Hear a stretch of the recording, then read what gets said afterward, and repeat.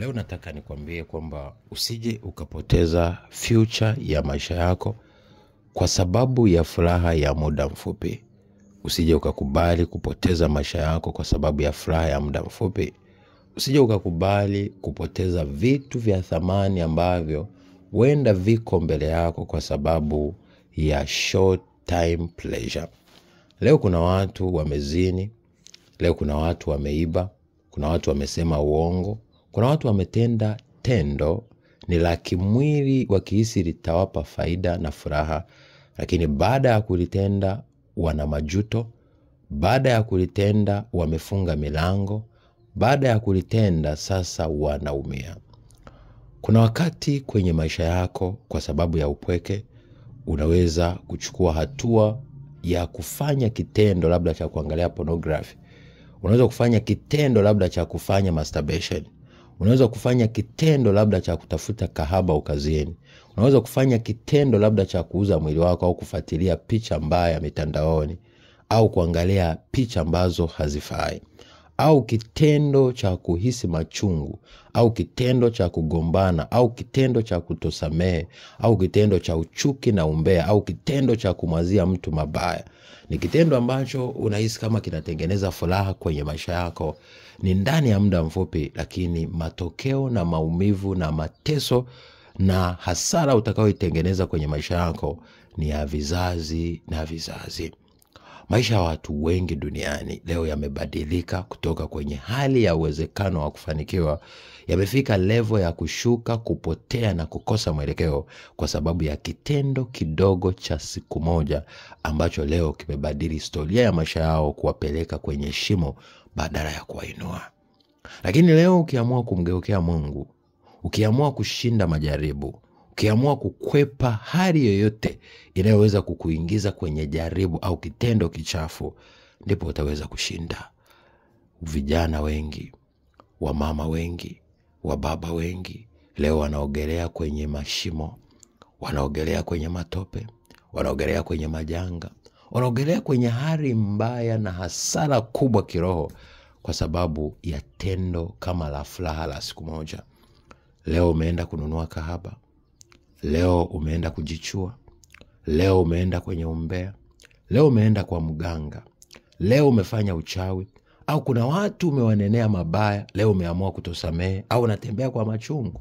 Unahisi ni kitu kitakacho kujenga, au kuna furaha na faida na malipizi unapata, au kuna faida unapata, lakini ni hasara ya nafsi yako. Bwana Yesu Kristo siku moja akasema, akawaambia wanafunzi wake, akasema yafaa nini mwanadamu aupate ulimwengu mzima lakini aangamize nafsi yake? Lakini leo nataka nikwambie, usipokubali kupoteza hutopata. Kuna vitu kubali kupoteza. Kuna tabia kubali kuziondoa. Kuna watu kubali waondoke. Kuna mazingira kubali uyahame. Kuna hatua kubali uitoke.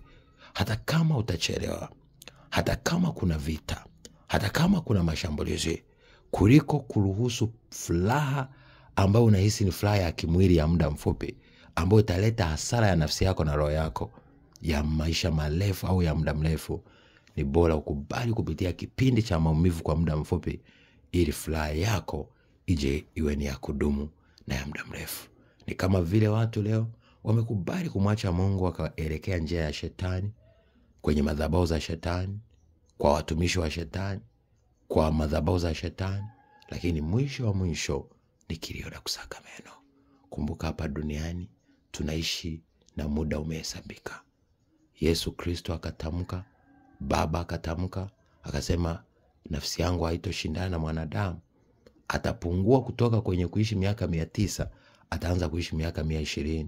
Lakini kwenye kitabu cha Daudi Zaburi anasema sasa ni miaka 80. Lakini kwa sasa kitu cha kushangaza, watu wanakufa hata na miaka 50, wanakuwa wameshazeeka kwa sababu ya maasi maovu na kujitenga na Mungu. Leo kwa nini usibadilike rafiki yangu? Tafakari maisha yako.